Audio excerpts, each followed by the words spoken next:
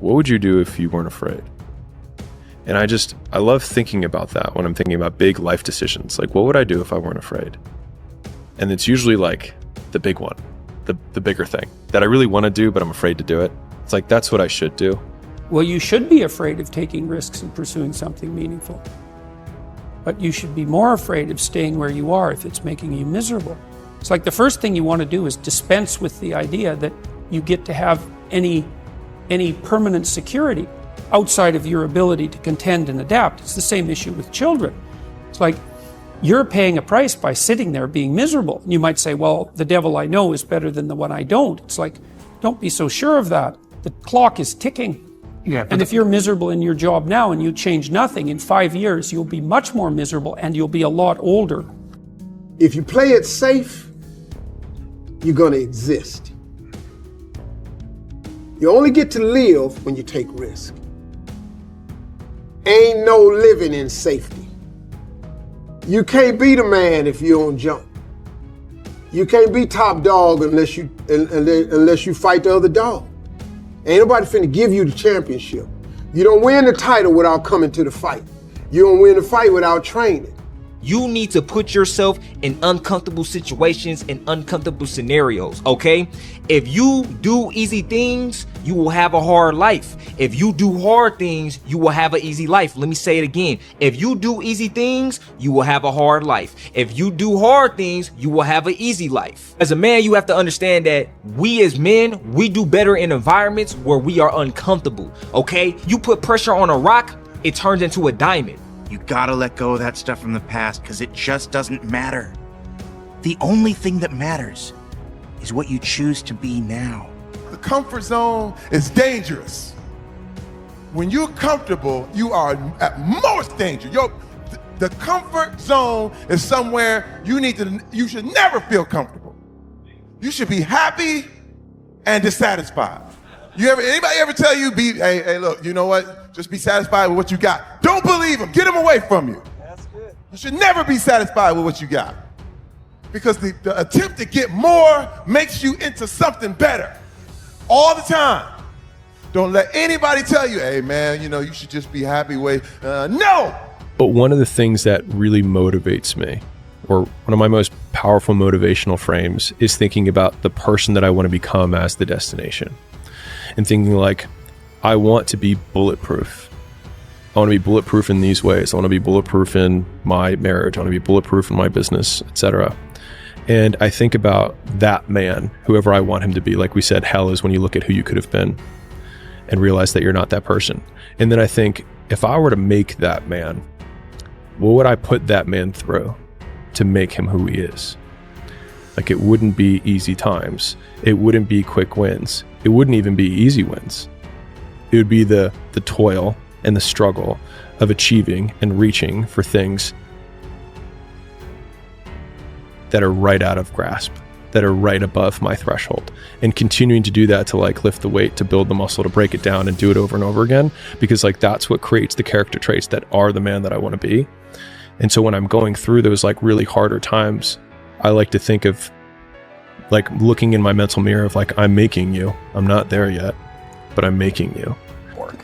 So I wanted to project myself forward to age 80 and say, okay, now I'm looking back on my life. I want to have minimized the number of regrets I have. And I knew that when I was 80, I was not going to regret having tried this. I was not going to regret having trying to participate in this thing called the internet that I thought was going to be a really big deal. I knew that if I failed, I wouldn't regret that. But I knew the one thing I might regret is not ever having tried. And I knew that that would haunt me every day. And so when I thought about it that way, it was an incredibly easy decision. You get older, you think about things. My estimate historically, 80% of the time it ends up in the can like Johnny Shack. Or on the embalming table of Corgerelli's. No risk, no reward. Some people see the thing that they want, and some people see the thing that prevents them from getting the thing that they want. This next 5-year window is when you don't go practical and safe. This is not the time to get the job mom wanted you to. This is the time to realize that you have a 5-year window, and it's 3 for some, it's 8 for others, but this is a 5-year window for you to attack the life that you want to win. You have to take chances in life. If you don't take chances in life, you'll never have the life God has for you. Life is about risk. If you play it safe in life, you ain't gonna have much of a life. If you play it safe, you won't have much of a life. Life is risk. It take courage to pursue your dream. I just did it. It cost me everything, but eventually, God is very good, man, when he sees you take a leap of faith. He supplies you everything you need. Now, it's gonna cost you something, but most people are not willing to pay what it costs to go after your dream, because you're gonna have to hurt a little bit. Fear is a mile wide and an inch deep. And so it looks like this ocean that you're gonna step into and drown. But as soon as you step into it, you realize it was not that deep at all, and you can keep walking through it. And I just love that visual, because a lot of times when it's like we have this anxiety around this big decision we have to make, if you actually take the step and realize that it's not death, you're not going to drown immediately. There's plenty of other steps you can take from there, even if you get a little wet. You need to get on it. You need to be in here every day. You're almost out of time. You're 22. You're late. It's a man's game tonight now. You know that. It's a man's game tonight. Here we come. Here we come. It's a man's game now. I believe so much in myself, and I have a bulletproof mind. And when I go out there, I know what I'm able to do, and I do it good. It's pushing the water, and there's a jogger, actually. Look at this. Wow. The Florida man right there for you, Blake, jogging in the hurricane. If you pan it down here, you see it's about 3 o'clock in the morning, and there's not a car or a person in sight. If you pan over here, it's the same thing. Not a car or a person in sight. People call it arrogant, I call it confidence. Ignorant people call it arrogant, intelligent people call it confidence. There are no solutions, only trade-offs. What's that mean to you? That you're never going to completely solve anything in your life or in the world, and there's always going to be compromises that you have to make. And if you aren't willing to make those compromises, or you don't keep your mind open for those compromises, you're going to run into some real problems. But if you look at it and the fact that you might put a little more effort over here, and it's going to take away from some effort over there, you can't just do everything at once. So yeah, no solutions, only trade-offs. We have no Great War, no Great Depression. Our Great War is a spiritual war. Our Great Depression is our lives. I can't. You can't? Are you f***ing kidding me? You just said I can't? Like, I want to bitch slap that motherfucker. You know what I'm saying? I can't. I don't have time for people that are weak and they say I can't. No, you can. You will. You gotta look at things and say, like, at a certain point, like, eliminate the outcome. Stop being driven by rewards. Stop being driven by outcomes. Stop being driven by, if I get this, I'm gonna do this. Just work. And if you don't get what you thought you were gonna get, show up and still go to work. Because along the process, what's more important, what you acquire or who you become? Yeah, that's big. And a lot of people think what they acquire is the thing that makes them who they are. No, it's who you become in the process of chasing what you want to acquire, right? Change expectation for appreciation. Extract the lessons and the blessings from the situations that didn't turn out the way you wanted them to turn out. But most importantly, man, approach it and eliminate the outcome, right? Just go for it, work. This is why most people never get anywhere. Most people are incapable of picking a direction and just going. They observe the possibilities, they get paralyzed by all the possibilities, they refuse to move forward on all the possibilities, and then time passes them by. So it's very important that you make a decision and you go down that path. You commit to that path with the mentality of having 0 options. I don't have a choice but to see this through.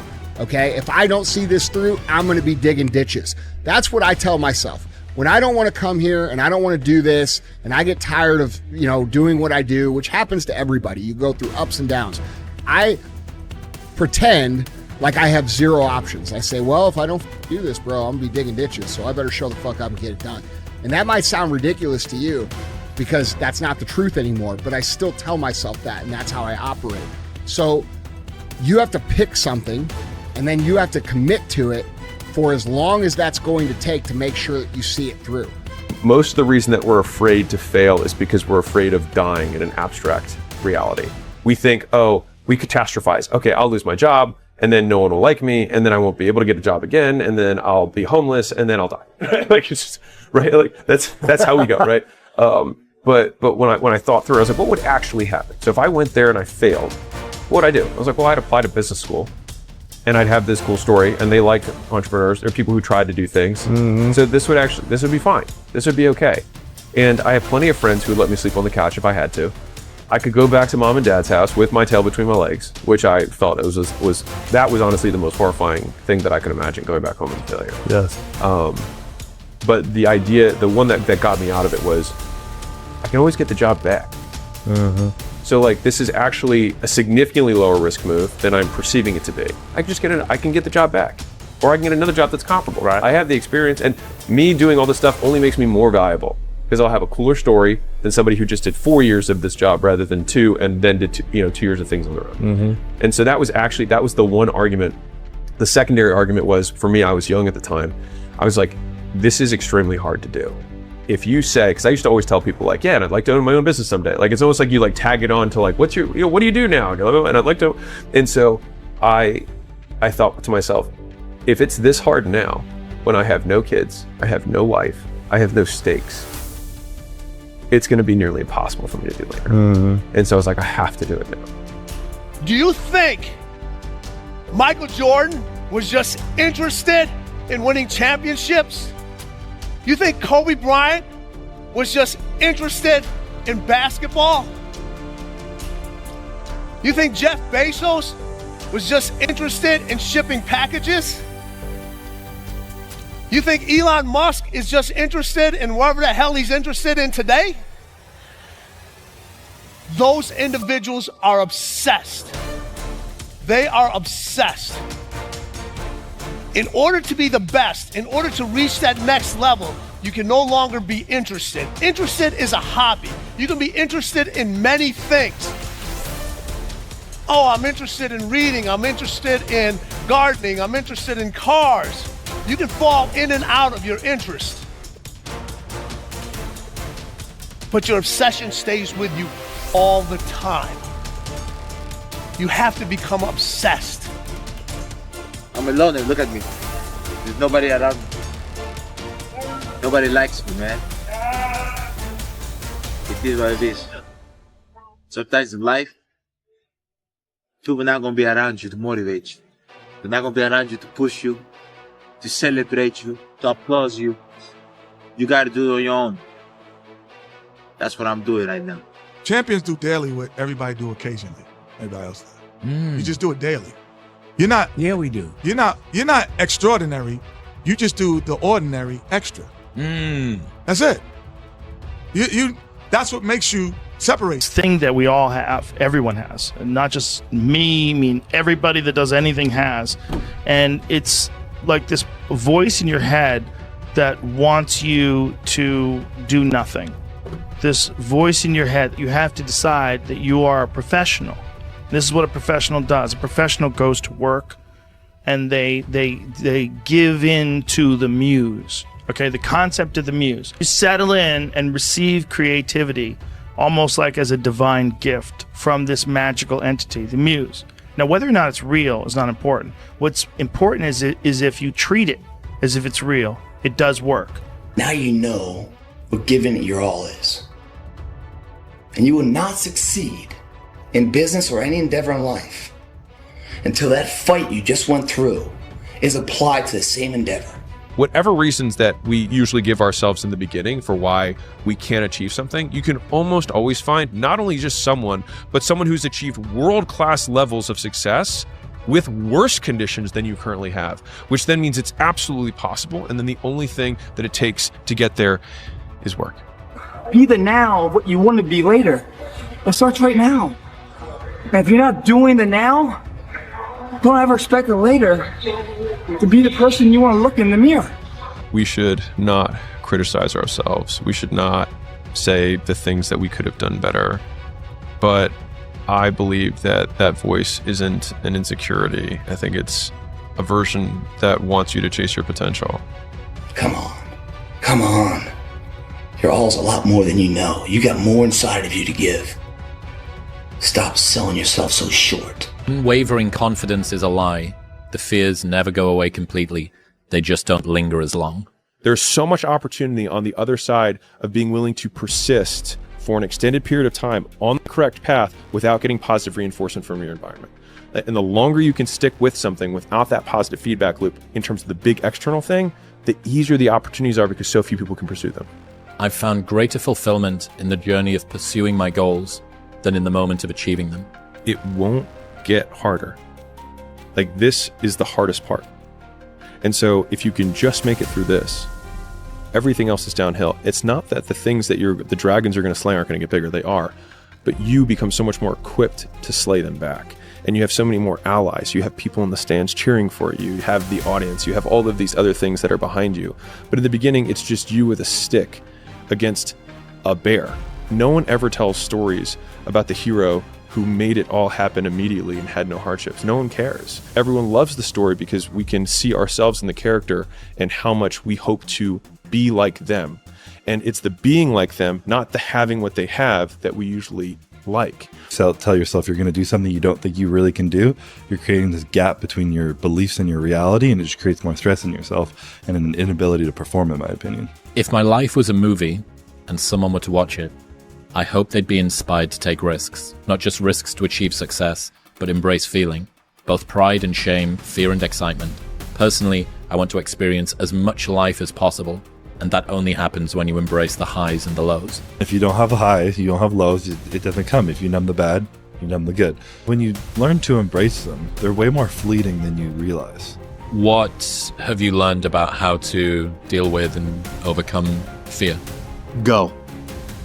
When all that fear that's in your head, all the what ifs and the scenarios that you create inside your own mind that are way worse than anything that is actually going to happen, they all disappear when you go. So just take action and start moving forward. That is the moment that can last 1,000,000 years, is waiting to go. You're upside down financially, you relationship went south, you got whatever those things are, your credit card debt is up, you got fired from your job. Okay, you're in a terrible situation. What are your options? What you have to do is, well, you kind of have to prioritize and execute, right? Like, okay, I got all these bad things going on in my life. What is my biggest problem right now? And you got to say, okay, I got to start with solving that problem. And you got to start to going back to I think it was the initial thing that we talked about, take action. And a year from now, it's going to happen like that. And who is your future self? 1 year from now, who is it? Just like everyone's out of here, go party Saturday night. They're not willing to sacrifice. I'm like the lone survivor in here. You know? Tonight will be over with too. Tomorrow I'll be stronger for it. Another day will go by. 365 of them happen so fucking fast. Who are you going to be in a year from now? And in a year from now, does that future person hold regret or pride? If you don't change what you're doing and how you do it, nothing else will change. The magic you are looking for is in the work you're avoiding. This is my life. In that restaurant, I quit my job, left my canister in that restaurant, my spray canister, got back in my Ecolab truck, and I went home. And I started working out like somebody. I became the most obsessed person on the planet Earth. You're always afraid to take the first step because all you see is every negative thing 10 miles down the road. You can do anything you want. You are bound by nothing. Preparing to do the thing isn't doing the thing. Scheduling time to do the thing isn't doing the thing. Making a to-do list for the thing isn't doing the thing. Telling people you're going to do the thing isn't doing the thing. Messaging friends who may or may not be doing the thing isn't doing the thing. Writing a banger tweet about how you're going to do the thing isn't doing the thing. Hating on yourself for not doing the thing isn't doing the thing. Hating on other people who have done the thing isn't doing the thing. Hating on the obstacles in the way of you doing the thing isn't doing the thing. Fantasizing about all of the adoration you'll receive once you do the thing isn't doing the thing. Reading about how to do the thing isn't doing the thing. Reading about how other people did the thing isn't doing the thing. The only thing that is doing the thing is doing the thing. What people understand is that they live for themselves, not knowing that you have the power within yourself to change millions of lives by facing life, by facing yourself. Why pay the price? Why work this hard? Why go this far? Why try to learn this much? Why try to do it all? Why try to see it all? Why try to have it all? Why do it? Why learn it? Why study? Why put yourself out? Why try to take on this much responsibility? Why develop yourself to the full? Why try to become all that you can possibly become? Why try to earn as much as you can earn, share as much as you can share, develop every skill you possibly can, see every human you possibly can, go to every class you possibly can, touch everybody you possibly can? Why do that much? Why go that far? Why share that much? Scratch, friction, obstacles create growth. There's no friction when you're this far up in the game anymore. Nothing is going to change unless you change what you're doing. Change the junk food that you're eating. Change the time that you wake up. Change what you do when you get out of bed. Change what you do with your time. You have to change some things or nothing will change. So make changes and start little. Get up a little bit earlier. Get a workout done. It doesn't have to be epic. It doesn't have to be epic. Through hard work, you can outwork anybody, no matter how badass they are. But that's the part people don't want to dive into. Yeah. This society is too weak. And why? Because of all the technology which is available right now, so you don't need to use your body anymore. I always think about in the Stone Ages. Do you think somebody in the Stone Ages had depression? Yeah, or even a more modern variation, the Spartans. Do you think they had depression? You know, maybe you are laughing, but all of these groups, they are too busy with their body, they are too busy with activity to be depressed.